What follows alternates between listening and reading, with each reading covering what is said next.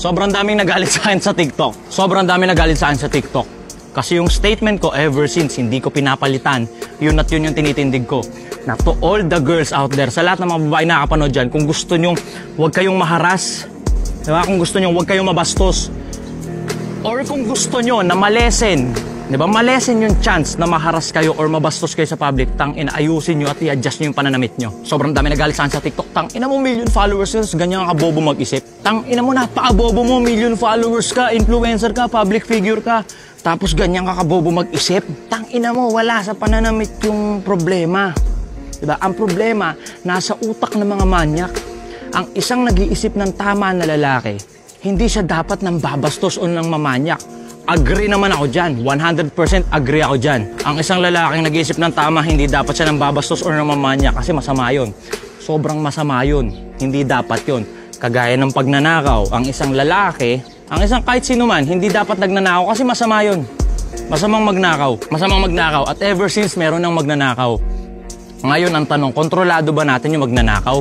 Hindi. So, ang ginawa natin, nag-iingat na lang tayo para hindi tayo manakawan. Usapang karapatan, sinasabi nila, entitled sila sa kung anong susuotin nila, karapatan nilang i-express yung sarili nila sa pamaraan ng pananamit, karapatan nila yun.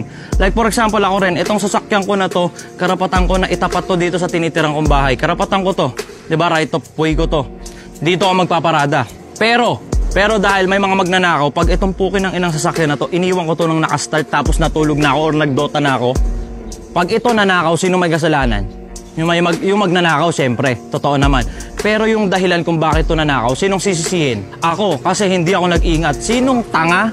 Sinong tanga yung mag-iiwan ng sasakyan ng nakabukas na sobrang accessible sa lahat na magnanakaw? Sinong tangang gagawa nun? Pag ginawa ko yun, tanga ako. Ako may kasalanan kung bakit ito makakarnap. Pag iniwan ko itong nakabukas, tas nandun na ako sa loob, iniwan ko itong maghapon dito. Pag nakarnap to, kasalanan ko na yun. Karapatan ko to ha. Karapatan ko to.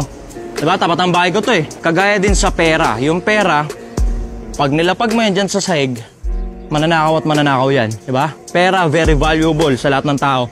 Kailangan mo yung pera. So para ingatan mo yung pera, unang-una nilalagay mo sa bangko. Diba? Nilalagay mo sa bangko. Diba? Iniingatan mo yung pera mo para hindi manakaw, ilalagay mo sa bangko. Sa madaling sabi, kung nag-iisip ka talaga, yung kung anong valuable sa'yo, pag-iingatan mo. Like for example, yung pera. Ilalagay mo sa bangko, yung sasakyan, hindi mo na iiwang nakabukas yung bintana or nakastart ng mawawala ka matagal. Nag-iingat ka.